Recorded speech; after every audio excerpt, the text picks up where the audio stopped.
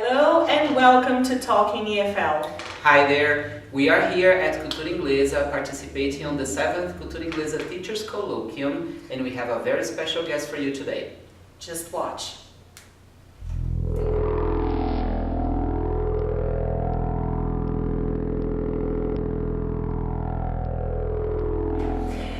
Hi, I'm Fabi from Talking EFL. Hi there, I'm Rodrigo from Talking EFL, and today we have a very special guest with us participating here on our 7th Cultura Inglesa Teachers Colloquium, Mr. Alberto Costa, Cambridge Hello Press. everybody. Alberto, how was the session today? I think the session today was really good in the sense that the teachers were really involved, asking questions and also doing the tasks which involved assessing writing skills. Okay, so that was the topic of the session today. Yes. I have this great interest in writing skills and developing writing skills because having been a learner, learning English in Brazil, I think at the time I learned grammar very easily. I had a wide range of vocabulary, but I didn't know how to put those things together to communicate messages when I was young learning English. And then when I became a teacher, I felt that it would be good not only to teach students to know grammar well, to know a lot of vocabulary, but also to know what to do with this.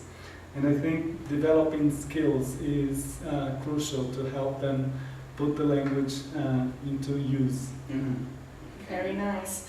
And that's one of the points, as far as we can see in classroom, normally students, they have this feeling that writing is not something that's important for them, they don't care, I would say. Do you have any idea why we have such a block from the students? Because writing is fun. Mm-hmm. I think writing is great, and it amazes me that nowadays everyone seems to be writing a lot more than before because we have so many platforms to express ourselves. For example, all of us, teachers, students, we are posting things on the internet, social media. We are sending text messages, and we are always writing something, and we are also incorporating elements into our writing. For example, using emojis, using moving images, using sounds to convey feelings, etc., and increase this interaction. It is one way of developing writing and communicating your thoughts, your feelings, your ideas. Maybe they are not aware that they are writing. I think this is one thing. Yeah. I believe that, for example, when I look at my mobile phone, I see it as an instrument for work. And at work we write a lot because we're always responding to emails, messages, etc. But when students, especially young students, when they look at the mobile phone, it's like, you know, the funfair.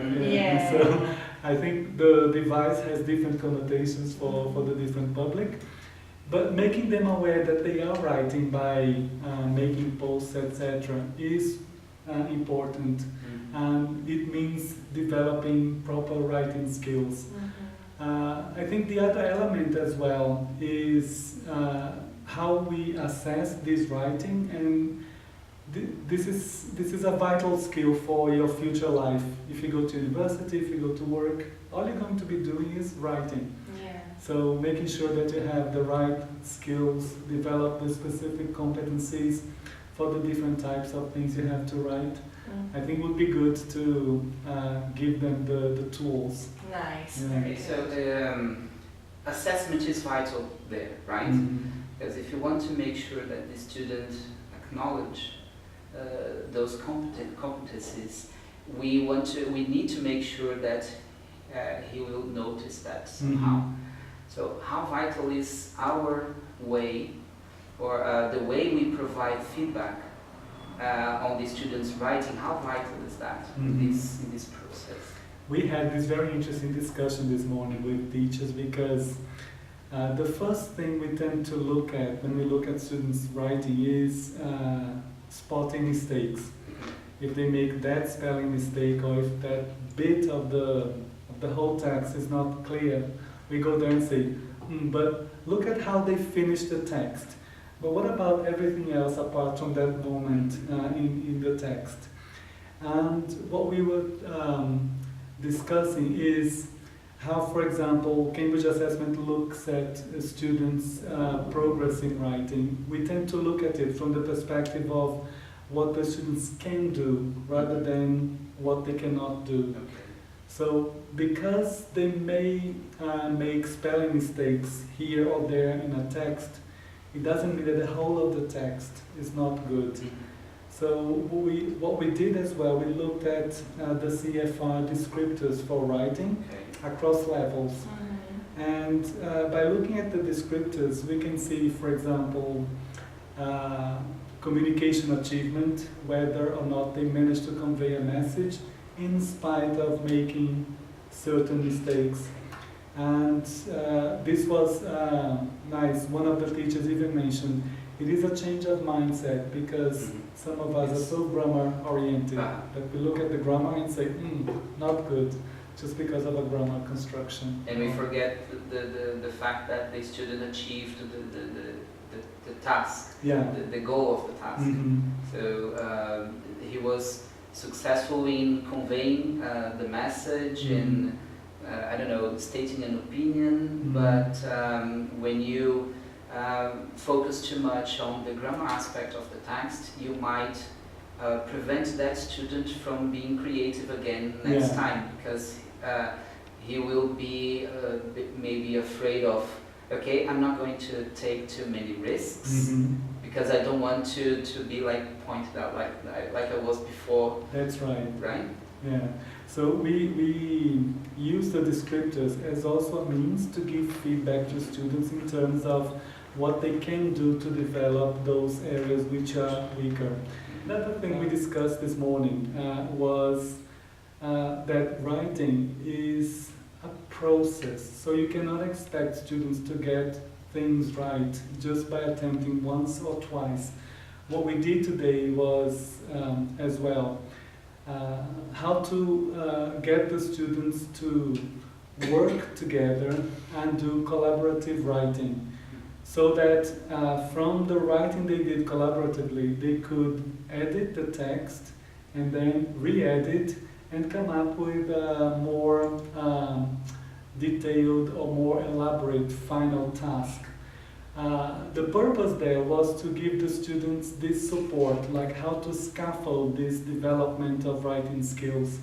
And we did a few activities in class that are very easy to apply in every class, basically, just to give the students the self-confidence to produce something. If they don't get it right, they can also, along the way, rethink and then rewrite bits of it and submit, a second draft, maybe a third draft. Yeah, that I think it's fundamental, because we tend to finish our work when we give the text back to the student. So we don't encourage the student to okay, would you mind trying again, and then let's see how much you have improved from the first version to the second one. So this is something that we have to consider as well, right? I usually use a metaphor for this. I say, for example, okay, you are finishing a post-graduation course and you have to write your end of course assignment. How many times does it come and go? Goes to your tutor, you get feedback, you make changes, it goes back to your tutor like 100 times. So it's the same with students. We need to give them more chances to develop with feedback. You mentioned collaborative writing. Would you say this is one of the ways that we're going to have assessment in the future? I mean, writing assessment in the future? I think so. We even mentioned, for example, in the colloquium yesterday there was a webinar, and the speakers, Glenn and Marianne, talked about platforms for writing practice and development. So more and more, I believe, technology will help us to develop those skills and give feedback along the way, so that we can make changes and become more autonomous in this process. because it's a natural thing. We never come up with a final draft of anything immediately. In life, we experiment, we give it a try, and then get feedback and implement and improve. Yes. Alberto, we are now very, very close to the beginning of a new term, a new school year, etc. So we would like to ask you, to give a final word to teachers now that are going to start a new semester. So how can they be better prepared, for working with students writing productions since the very beginning? Yeah, one thing that helped us a lot this morning was the assessment scales for writing that we made available. They're actually materials that you can find available from the Cambridge Assessment English website. So everything will be available here from the Cultura Inglesa resources. What I suggest doing is use those scales according to the levels you are teaching to help you assess students' work, and you can also use the scales to help you give feedback to students.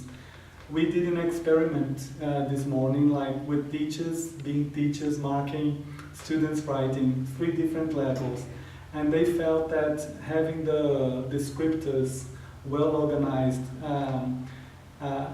in the end it helped everyone to kind of align their feedback and also come closer to the kinds of grades they would give students instead of having discrepancies in grades. So everyone came more or less with the same kind of feedback, which was nice. So it's a very useful tool. Okay, excellent. And then we can, the student will get used to it.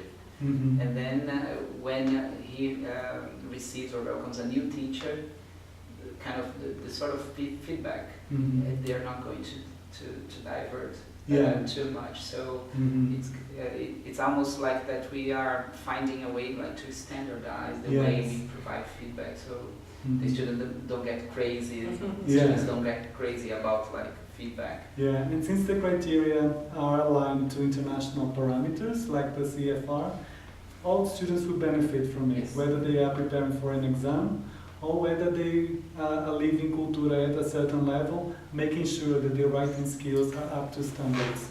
Yes. Yeah. And that, sorry, Yeah, and that would be a way, even for school owners, right? Mm-hmm. Make those scales available or easy to access Yeah.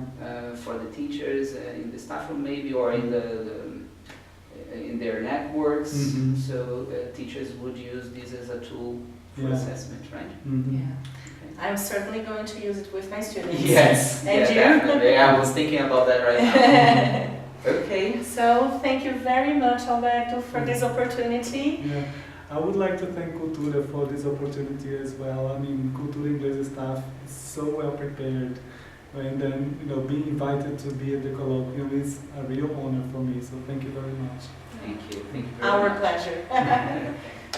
We're back. Thanks for watching. Make sure you follow us on social media and subscribe to our YouTube channel. See you guys around. See ya!